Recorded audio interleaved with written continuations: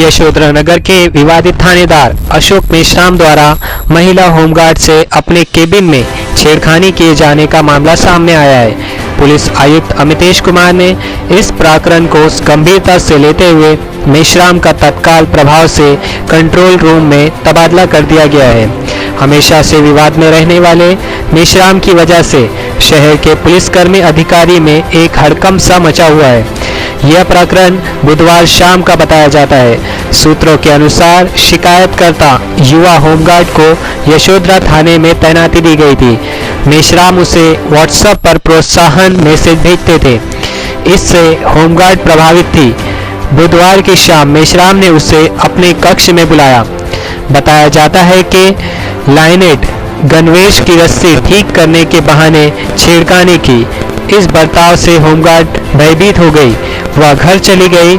उसने आज सुबह अपने सहपाठी को रोते हुए आप बीती बताई। सहपाठी ने उसे आला अधिकारियों से शिकायत करने की सलाह दी। नमस्कार, नागपुर से मैं अब्दुल शेख। अभी हम खड़े हैं वर्धमान नगर के डीसीपी ऑफिस 2 नंबर 5 में। यहाँ पर कुछ जो होमगार्ड महिला है उनके साथ में यशोधरा नगर के थाने के पीआई ने कुछ छेड़खानी की है। तो आइए हम जानते हैं उन महिलाओं की जुबानी। मैडम कोई नहीं जाएगा, अपने वो सर जाएंगे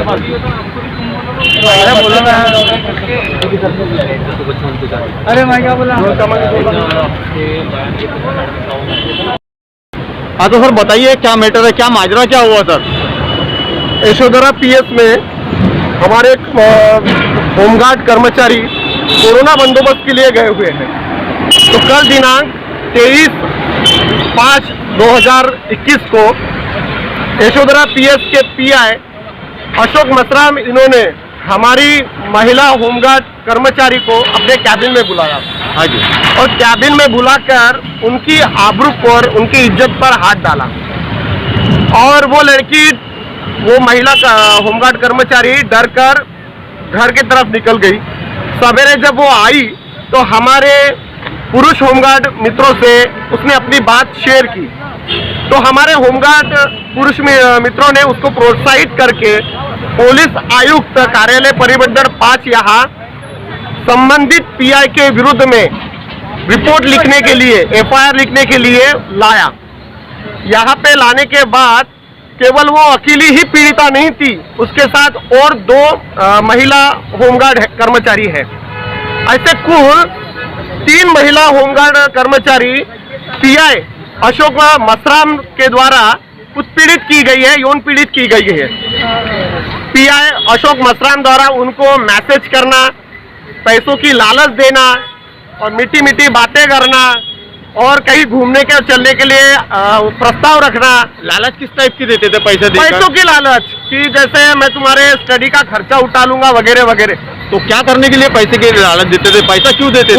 उनका पूरा मानस, उनकी पूरी मंशा इस प्रकार की है कि वो उनका यौन शोषण कर सके।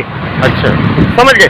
और दूसरी बात ये कि इस संबंध जब हम पुलिस आयुक्त कार्यालय परिमंडल 5 में आए तो उनके ऊपर दबाव बनाया गया कि आप अगर ये रिपोर्ट लिखती हो तो आपको कोर्ट में जाना पड़ेगा, बार बार चक्कर मारना पड़ेगा, इसमें आपका टाइम वेस्ट होगा, आपकी पढ़ाई खराब होगी, आपका पैसा जाएगा। इस प्रकार की नाना प्रकार की उनको बहाने अकेले उनको बताए गए। लड़की सहम के फिर से वापस आई, हमने फिर से उसको प्रोत्साहित किया, हिम्मत बनाई और वो रिपोर्ट आज यहाँ से लिखवा के गए।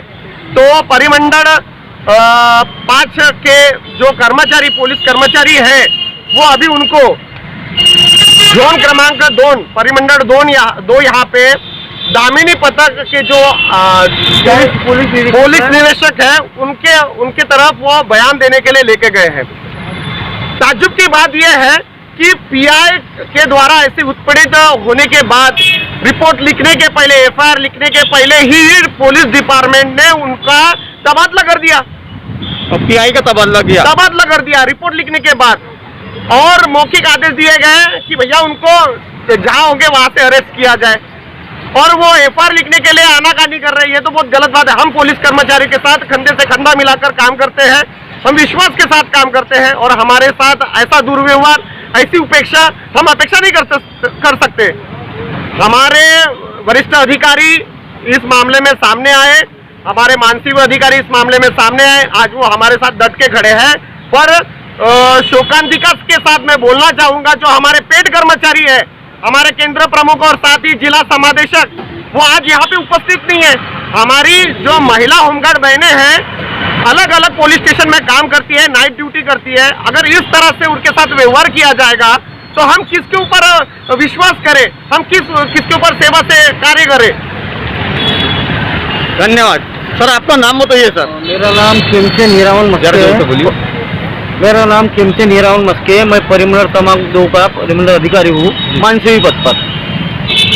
जो ये दुर्दैवी घटना कल हुई है, उसका मैं पूरे नागपुर शहर से और पूरे महाराष्ट्र में उसका निषेध करता हूँ, क्योंकि ऐसी घटना होनी नहीं चाहिए। क्योंकि हम 6 दिसंबर 1947 से जो संगठना हुई है, वो संगठन से हम जुड़े हुए हैं। और हमारी संगठना बोलो समाज सेवी संगठना है, मानदानी सेवा है। हमको मानदान मिलता है इस प्रकार, जिस प्रकार राष्ट्रपति या आमदार खासदार इनको वो प्रकार का हमारे मानदान मिलता है। हम मानदानी लोग हैं, तो हमारी सेवा कैसी होना चाहिए, जैसी समाज सेवा करते हैं हम वही हिसाब से परिधान ड्रेस करके हम सेवा कर रहे हैं। तो कल जो 23/6/2021 को जो घटना हुई है, वो घटना दुर्दैवी है।